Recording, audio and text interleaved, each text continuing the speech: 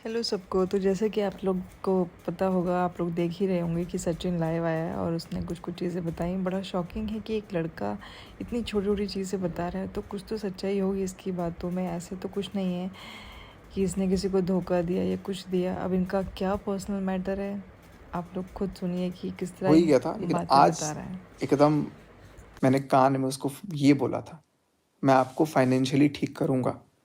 क्योंकि उस टाइम पे जब मैं जाता था भी था घर, तब खुद उनके फादर भी इतने परेशान होते थे, क्योंकि जो भाई साहब हैं वो तो कुछ काम करते ही नहीं है, कोई काम नहीं करते हैं। अब कुछ काम करते भी थे तो उस काम की भी सच्चाई बहुत जल्दी, पता नहीं वो सामने वाली जो जस्सिका हैं, उन्होंने कैसे शांत रख लिया, कैसे मन को। मेरे को बराबर लगता था कि यार वो इंसान, उस इंसान से मेरे को बात करने के लिए भी मना की जिया की पार्टी में, कि उसके साथ दिख मत जाना, उसके साथ बात मत कर लेना।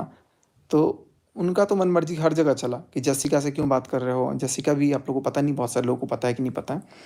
तो मैं अपने आप को वो रखा, प्रियंका से बात नहीं करनी, फिर बोले कि प्रियंका से करनी है, फिर बोले कि बात नहीं करनी। तो वही सब चीज़ें चलती रही कि भाई जो कंट्रोल जैसा चल रहा है वैसे वो चीज़ें थी। लेकिन ऑल एट द माइंड मैं कभी ये चीज़ नहीं समझा, क्योंकि मैंने उनको टॉप प्रायोरिटी देवी जैसी जगह पे रखा था।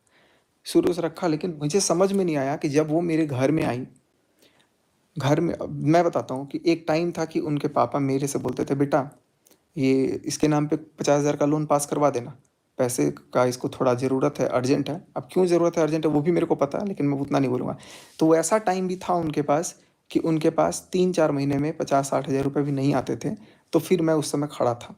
मैं ये नहीं बोलूँगा कि मैंने उनको बताया, मैंने उनको पैसा नहीं दिया, मैंने उनको बताया। मैंने अपना कितना पैसों का नुकसान करके उनके पैसों का फ़ायदा कराया है, कितने पैसों का फ़ायदा कराया है, वो मैं जानता हूँ।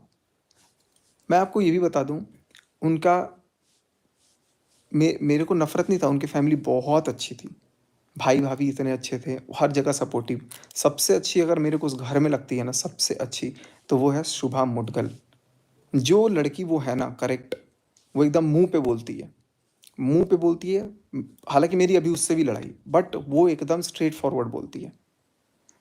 तो लेकिन बाकी ये जो है ना, ये कपटी धमकी आ गई है, मेरे को डरा दिया गया है। मेरे को इनफैक्ट मेरी 3 दिन से उनसे लड़ाई हो गई है, वो खुद करवाना है, कैसे भी ये करवाना है, क्या करें? वो चीज़ों को इतना तरीके से वो मेरे बर्थडे के दिन मेरे को बुलाया गया। मेरे को बोला गया कि भोपाल तो नहीं आ सकते हो, हैदराबाद चले जाओ, और हैदराबाद से 11 तारीख को मेरे को मैसूर जाना है शूट करने के लिए। उनकी 8:50 पे रात को फ़्लाइट थी, और फ़्लाइट टिकट भी मेरे पास उन्होंने भेजा था। और ऐसे-ऐसे है, फिर अपन 12 को शूट करेंगे, 12 को मिल के बात करेंगे, फिर 12 को रिटर्न होना होगा, तो या तो 13 को रिटर्न हो जाएँगे। तो ये सारी बातचीत चल रही थी मिलने की, इसीलिए मैं हैदराबाद में 2 दिन था। लेकिन मेरे बर्थडे वाले दिन मेरे को इतने प्यार से मैसेज किया, आज तो मेरे को सारा दिन रहना है। बर्थडे वाले दिन मेरे साथ बहुत, देखो सब कुछ होने के बाद भी मैं साथ में था कि भाई तुम्हारे साथ कोई दिक्कत नहीं होगी, कोई टेंशन नहीं होगी, सब बात मैं सॉर्ट आउट कर दूंगा, या जो भी हम लोग कर लेंगे, लड़ लेंगे, देख लेंगे। और इस बेचारी मनीषा के खिलाफ मेरे को इतना भरते गए, भरते गए, भरते गए। अभी तो सारी रिकॉर्डिंग निकलेगी, टोटल रिकॉर्डिंग वो निकलेगी और टोटल बातें आएँगी, क्योंकि कोर्ट में जाएगा ना, तो सारा कुछ वहाँ पे आएगा, कि जो-जो कॉल पे बातें हुई हैं वो सारा आएगा, कि कैसे-कैसे क्या हुआ।